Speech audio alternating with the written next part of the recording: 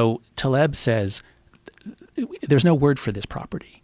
He says we know that some things are fragile, and so if you have a glass, if you have a wine glass on the table and you knock it over, it breaks. Okay, it doesn't get better in any way.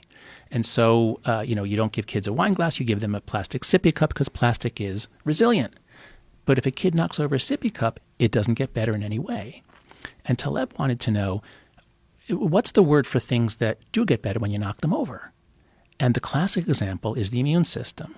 So the immune system is an incomplete system. It's a miracle of evolution that we have this system for making antibodies. But it doesn't know exactly what to be reactive to. That has to be set by childhood experience. And so if you keep your kids in a bubble and you use bacterial wipes and you don't let them be exposed to bacteria, you're crippling the system. The system has to get knocked over. It has to get challenged, threatened. It has to learn how to expand its abilities.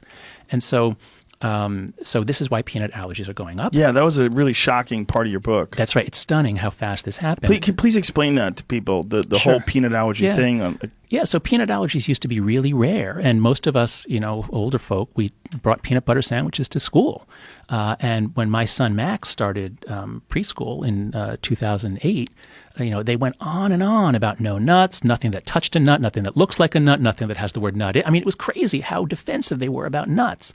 And as we were writing the book, I thought back on that, and I said, wait a second, why, we're freaking out about nuts, and the more we freak out about it, the higher the allergy rate goes. And it turns out there was a study done and published in 2015 where the researchers noticed that the allergy to nuts is only going up in countries that tell pregnant women to avoid nuts.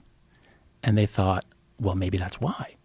And so they did a controlled experiment. They got about 600 women who'd given birth recently and whose kids were at higher risk of an allergy because they had eczema or some other immune system sort of issue. So about 300 of them are told, standard advice, your kid's at risk of a peanut allergy, so you should not eat peanuts while you're lactating and keep peanuts away from your kid. And the other half were told, here is an Israeli snack food. It's a puffed corn with a peanut powder dusting on the outside. Give it to your kids starting at 3 or 4 months, whenever they're ready to eat. And they monitored them. They made sure that they weren't fatal reactions or strong reactions. And then at the age of 5, they gave them all a very thorough immunological test. And of the ones who followed the standard advice, 17% had a peanut allergy. They would have to watch out for peanuts for the rest of their lives. That's such a high number. Because these were kids who were already predisposed. Yeah. But the half that were predisposed but given peanut powder, 3%. Just 3% had a peanut allergy at age 5. In other words, we could almost wipe out peanut allergies by giving peanut powder to kids. And just a few months ago in Science, the front page article was on doing that. And so, again, good intentions and bad ideas. We're trying to protect our kids, so, keep them away from peanuts. But that's exactly the wrong advice because kids are anti-fragile.